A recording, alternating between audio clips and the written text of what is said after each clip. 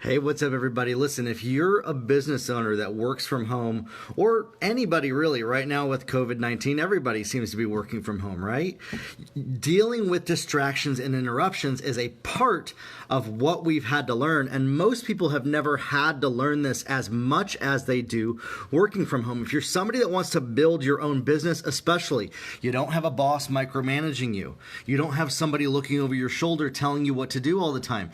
You have to develop and establish healthy habits for focus, for discipline, for staying on track with things, and find the framework that works best for you. For me, I'm going to be honest, I was a chronic, undisciplined person. Somebody that if you gave me a structure to stick to, I couldn't stick to it, and I would find a million ways to break free from it. I'm still learning to get structured, but there's a few strategies that I found over the years that worked, and especially during this time building my own business, having to make sure that I stay on track with things that have helped me. One of the first things is this, real simple. I actually turned off all the notifications on my phone from social media and email. Okay, so I'm still getting text messages, still getting phone numbers. If somebody has those, they know how to reach me, but I'm not constantly having those pop up. Now, what about in your home distractions, right? Either the wife needs something, you got kids, you got laundry that went off. How do you stay focused and on track? Well, what you do is a couple things. You don't beat yourself up, first of all, for getting distracted. Honestly, that's the most counterproductive thing that you can do. The second thing is that you give yourself time blocks to take care of certain things, and you over communicate when you need something done, when you can do something. You start to talk and communicate with people in a way that really sets a standard of, I have this time to do this, I have that time to do this. Many times, if we're running a business, we feel like, well, because I'm not meeting with somebody, because I'm not in an office somewhere, it's not as serious because I'm at home. And then we feel like we're lying to somebody when we say, well, I have a meeting to do this. I have a meeting with my wife every day from 5 to 7 or 8 o'clock, us eating dinner. That is important as a paying client. I have a meeting every morning from 7 to 9 o'clock, taken care of in the house, walking the dogs. That's important. And so you have to prioritize these things. Listen, you're only ever going to get out of your life what you prioritize. Now, how do you stay focused and on track with all these things and not feel like you are neglecting stuff? Because that's the next side of it, right? You feel guilt. I've neglected the laundry. I've been neglecting the kids. I've been neglecting all of this. Two things. You don't let the guilt come in. You don't let that control you. You make those things a priority. You don't make excuses for why you can't do them, like you have been why you can't build your business. Many times people flip them. They will now ignore the family and focus on the business, and then that creates a story in their mind that, well, I can't build my business because I'm going to ignore everything else out in my life. So what you do is you prioritize all of these things. You create a framework for distractions that can't be put up. So let's say you have to get up from something and go do something else.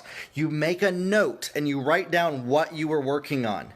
You make sure that you stay to what you were going to do. When you come back to your desk, when you come back to your work, you don't get distracted and off track from something else. You do the laundry, remind yourself, okay, after this, I'm going to go back to my desk and finish what I was working on. I'm going to go back to that. And that's why having those time blocks are important. Setting more reminders for yourself. You basically have to become your own micromanager, your own boss of yourself to stay on track with things. You can't expect anybody to show up in your life to do this. Now, this can be difficult. I get it. If we're not used to doing this, we're used to somebody always telling us what to do all the time. When we go into building our own business, it's hard. This is because we have to make our priority and our goals as important, as prioritized as we would if it was a job, if it was a boss that was telling us to do things. And this is why it's important to prioritize the family, the home, and the health stuff above the business stuff. This is where I think a lot of people might miss it on this, is you actually put the family stuff above that business stuff. You make it so solid that those times with the family can't be interrupted, that when you are focused on the business, there's no guilt there because you reprioritized and reshifted your priorities.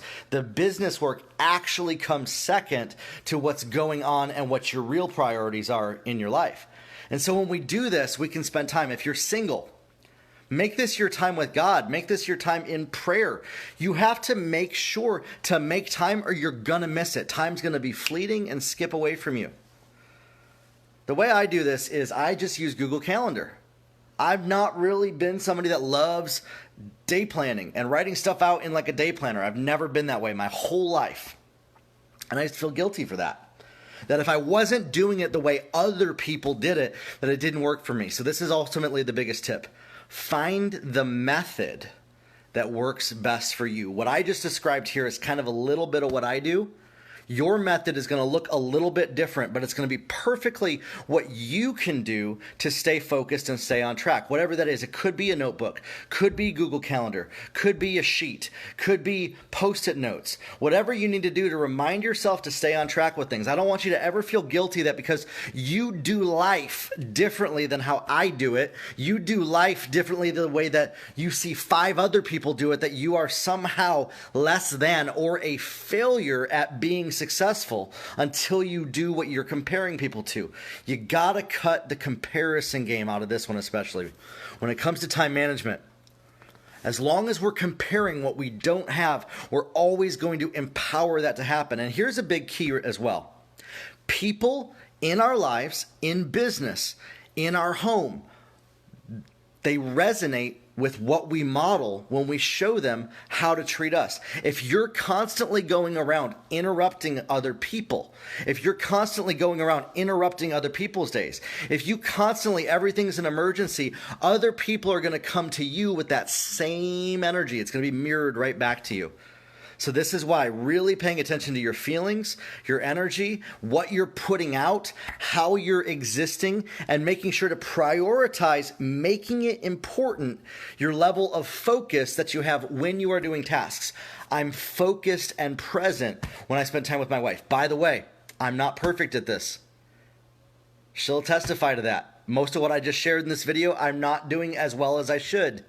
But it's what I'm working on doing. And every time that I do these things, we get more done.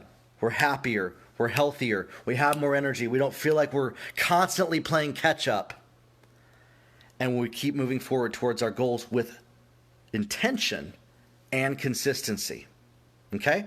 So grow your life, everybody. Let me know if you've tried this, what happens. Or maybe if you're like, hey, this is too hard for me to do, or this is my situation. Whatever your situation is, love to hear that. Love to kind of hear some feedback on this from you guys. We'll talk soon. Have a good one, everybody.